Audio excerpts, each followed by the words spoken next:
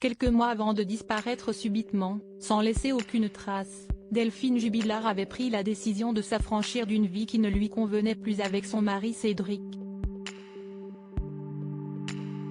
L'infirmière et mère de 2 enfants s'imaginait une autre existence que celle d'épouse Bidochon, comme le montre le documentaire de RMC Story qui s'appuie sur le travail du journaliste Ronan Folgoas du Parisien aujourd'hui en France.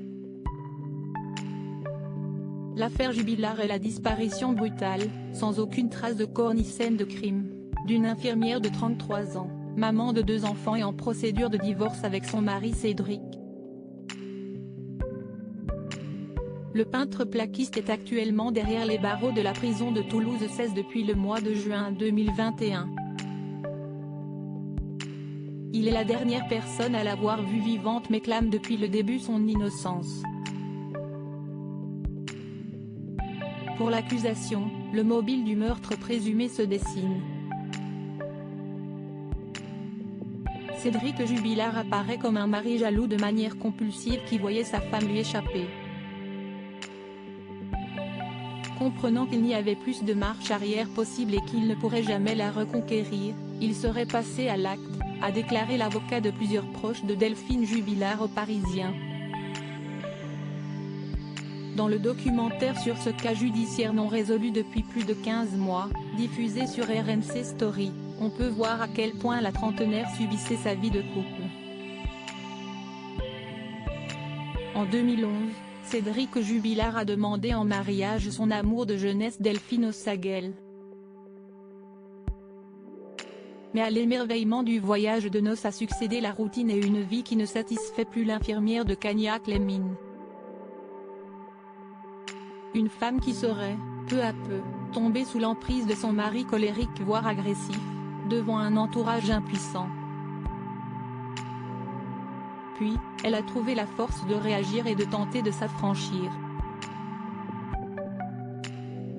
Ronan Folgoas, journaliste du Parisien aujourd'hui en France a enquêté pendant plus d'1 an sur l'affaire et a tiré un livre de son travail, Le Mystère Jubilard, édition Studio Fact. Il a co-réalisé le film diffusé sur RMC Story et a rencontré les protagonistes majeurs de ce fait divers, dont le mari suspect numéro 1, qui a laissé leur maison dans un piètre état extérieur. Ce qu'on note au premier regard, ce sont ses parpaings, ses jouets abandonnés, cette ferraille abandonnée qui jonche l'entrée de la propriété. Ça donne l'impression d'une maison en travaux, abandonnée même. Ça donne l'image d'un propriétaire qui se soucie très peu de l'image qu'il renvoie à son voisinage, à ses visiteurs. Ça dénote dans un lotissement où par ailleurs les maisons sont plutôt coquettes. Pour le reporter, cette habitation est comme le symbole du ras-le-bol de Delphine. Elle le dira d'ailleurs à son époux quelques mois avant sa disparition, elle exprime très clairement qu'elle en a marre de cette vie. Elle ne peut plus. Si est-il là qu'arrive cette expression, j'en ai marre de cette maison de Bidochon, de cette vie de Bidochon. Une expression qui pour elle caractérise cette vie bancale qu'elle a avec Cédric depuis des années, dont elle s'était accommodée tant bien que mal. Durant l'été 2020, elle a montré plus que jamais qu'elle voulait sortir de cette condition insatisfaisante, a rencontré un homme via une appli de rencontre et a fait des projets avec lui. Elle pensait officialiser leur relation après les fêtes de la fin d'année.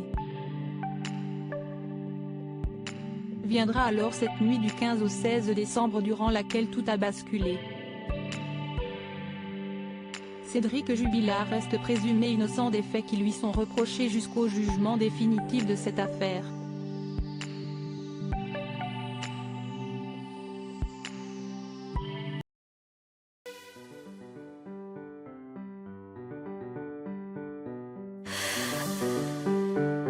나